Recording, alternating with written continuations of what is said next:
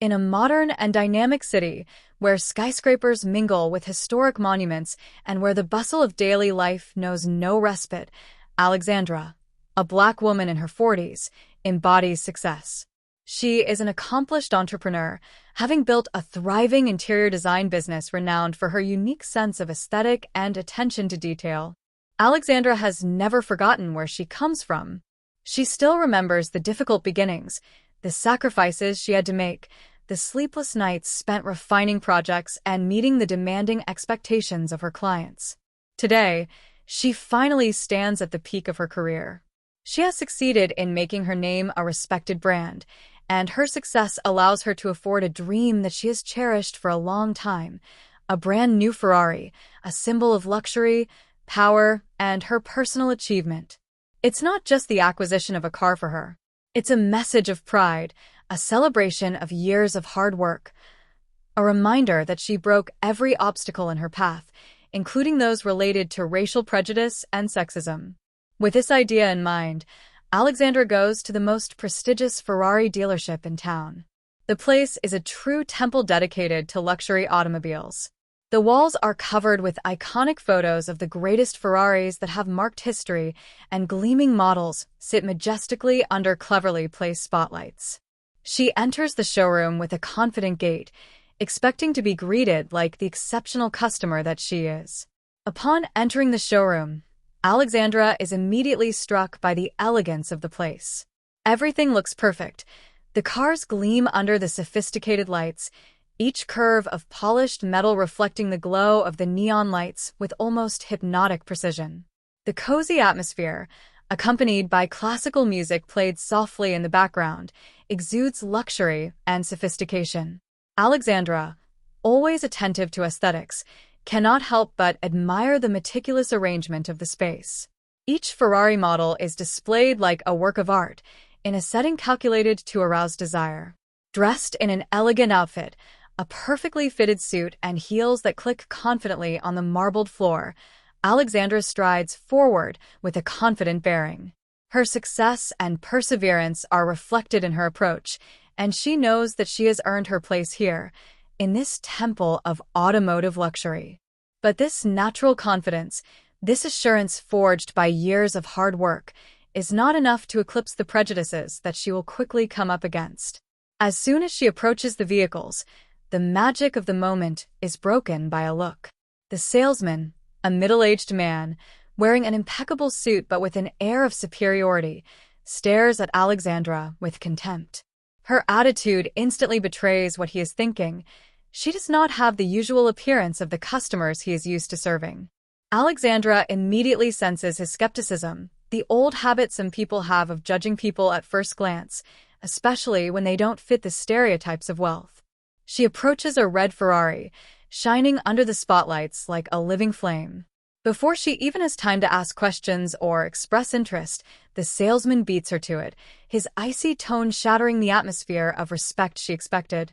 "Ma'am, are you sure you're in the right place? These cars aren't in all price ranges, you know."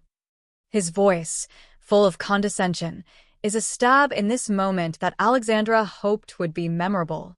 Far from a courteous welcome or a simple, "Can I help you?" she finds herself faced with a man who, clearly, does not consider her as a legitimate customer. He judges her, not on her merits or her ability to buy, but on her appearance, her skin color, and the stereotypes he associates with all of that. His words are heavy with innuendo, as if he could not conceive that a Black woman, despite her impeccable outfit and her aura of success, would have the means or the right to consider purchasing such a prestigious car. Despite the seller's humiliating tone, Alexandra maintains her calm and politeness. This is not the first time she has encountered such behavior, and she knows that losing her cool would only reinforce the prejudices of those who doubt her legitimacy. With an impassive air, she ignores the contempt that permeates the salesman's words and, with quiet elegance, she asks to see certain models in more detail. "I'd like to take a closer look at this Ferrari Portofino," she said, pointing to a bright red model. The salesman, still skeptical and arrogant, raises an eyebrow. Although he complies, his attitude has not changed. Every gesture he makes is laced with barely concealed contempt, as if he is playing a role he considers useless. Several times, he scrutinizes her, staring at her as if looking for a flaw, a sign indicating that she cannot afford such a vehicle. He comments in a drawling, almost mocking voice. "You know, this car is a little beyond most people's means. Maybe we should look at a more affordable model."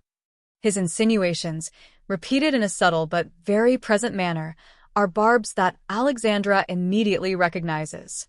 It's obvious he doesn't take her seriously, and in his mind a black woman in her 40s simply can't be able to afford such a car.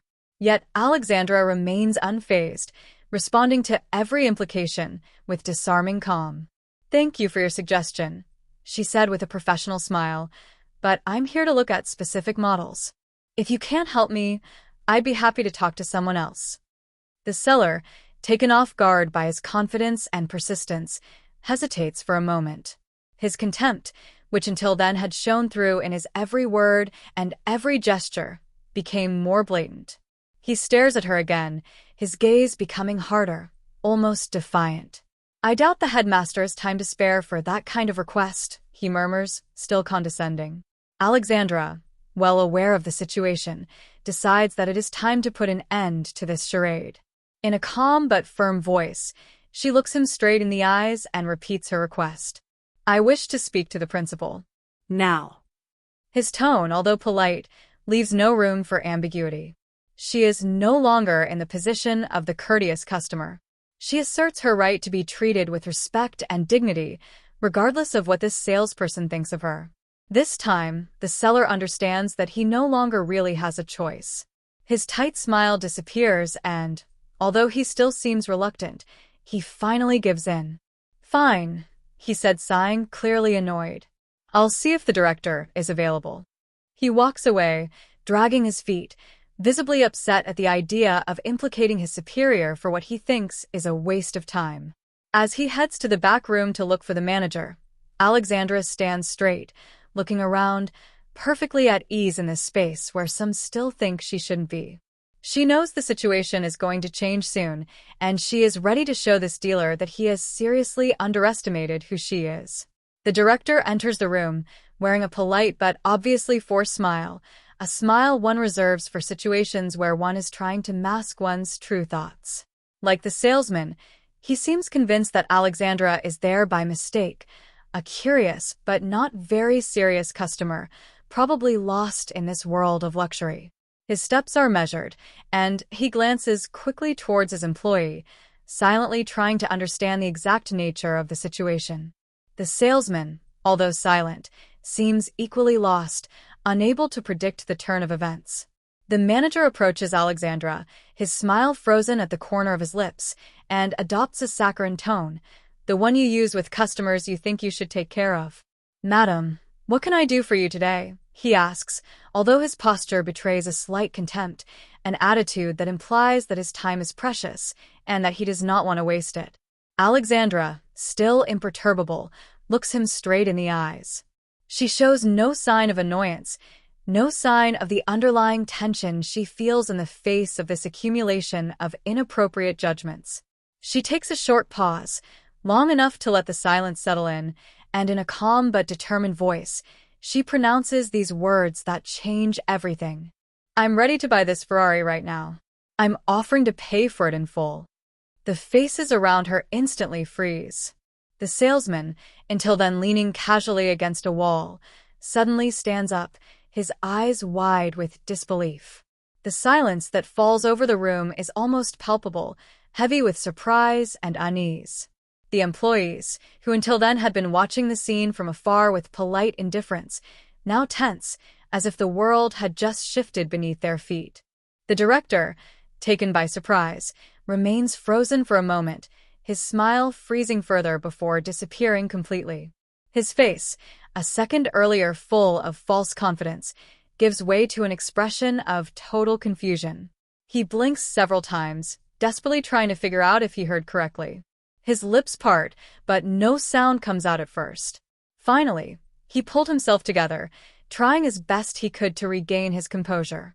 You want to pay it in full?" he stammers awkwardly, his tone betraying his disbelief. He knows that such an offer is rare, even among the wealthiest customers. The majority of Ferrari buyers opt for financing or installment payments, even when they can afford it. But this woman, who according to him shouldn't even have been there, offers to pay for the car in one go. The idea seems to have totally destabilized him. Seeing that the situation is getting out of control, the director tries to catch up, seeking to adjust his behavior in the face of this unexpected revelation. His apologies begin to flow out, clumsy and rushed. I'm sorry if you felt unprofessional on our part. That certainly wasn't our intention, he stammers, casting quick glances at the salesman, who also seems uncomfortable. We obviously want to offer you the best possible service. If you wish to make the purchase, I can personally take care of the transaction. But Alexandra, imperturbable, has no intention of making things easier for those who have judged her wrongly. She lets them struggle in their discomfort, without showing the slightest emotion. She knows that they tried to demean her, to exclude her from this world of luxury, where she nevertheless has her place. And now that they realize their mistake, she has no intention of making the situation any more comfortable for them. I didn't ask for an apology, she replies in a calm but firm voice.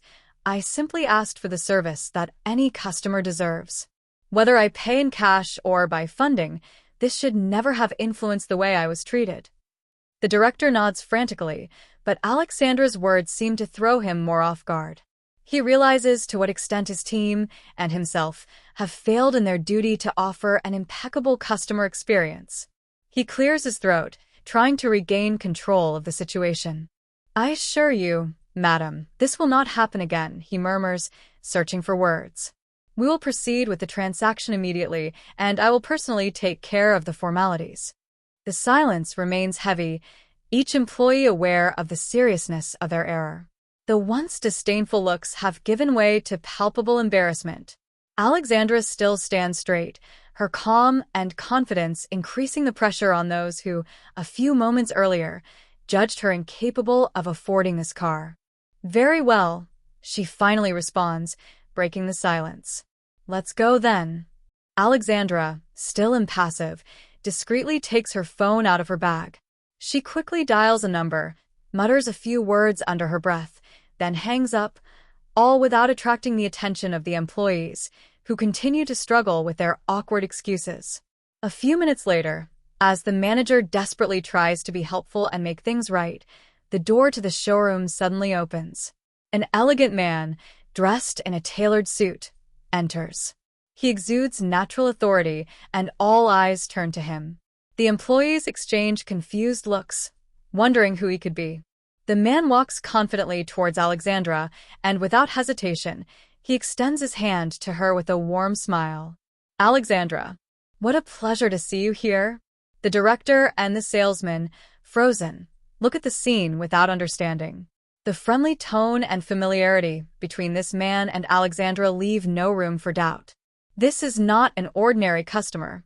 The director, trying to hide his confusion, advances cautiously. Mr. Dupuis, what are you doing here? Mr. Dupuis, the owner of the dealership, takes a quick glance at the manager, then returns to Alexandra, totally indifferent to the presence of the staff around him. I came especially to see a friend, he says with a smile. When Alexandra told me she was there to buy one of our cars, I wanted to make sure everything went perfectly. At these words, the manager and the salesman freeze in shock, their faces turning pale as they finally understand the gravity of the situation. Alexandra was not just another customer. She was a close friend of the owner, someone whose influence and power was beyond anything they could have imagined. The salesman, who moments earlier treated Alexandra with condescension, remains motionless, petrified by shame and fear. The director tries to save face, but his efforts are in vain. Mr. Dupuis, we had no idea. But before he can finish his sentence, Mr. Dupuis interrupts him sharply. It looks like you made a big mistake, he said, giving the two employees a pointed look. I expected that my customers, especially those I know personally, would be treated with the utmost respect. This was clearly not the case today. A heavy silence falls over the room. The manager and the salesman lower their heads, aware of the magnitude of their blunder. They can only wait for the sentence, knowing that it is too late to try to make up for their mistake. Alexandra, still calm, crosses her arms and observes the scene with a certain satisfaction, although her face remains impassive. She doesn't need to say a word. The lesson is obvious, and the roles have definitely been reversed. Monsieur Dupuis turns to Alexandra again, completely ignoring his now humiliated employees. "So, Alexandra," he continues in a lighter voice, "which model have you chosen? I will personally make sure that everything is perfect for you." Alexandra finally smiles slightly, feeling that the moment of her subtle revenge has arrived. She points to the model she had in mind from the start, a bright red Ferrari that sparkles under the showroom lights. "This one," she said calmly. "I'll take it." Mr. Dupuis nods with a benevolent smile, while the salesman and the director move nervously in the background, desperately trying to be useful, but without daring to approach. The atmosphere in the showroom has changed. The dismissive confidence of the staff has disappeared, replaced by a palpable tension, as if every movement is being scrutinized. Their faces betray fear of the repercussions that could follow this terrible blunder. Alexandra, for her part, remains impassive, her calm and controlled gaze sweeping around the place. She knows that in a few minutes, she has turned the situation in her favor. She needed no scathing words, no outburst of voice. Her mere presence, her confidence, and, above all, the revelation of her friendship with the owner of the dealership were enough to deconstruct the prejudice that had weighed on her since her entry. Mr. Dupuis turns to the seller, who stands at a distance, uncomfortable.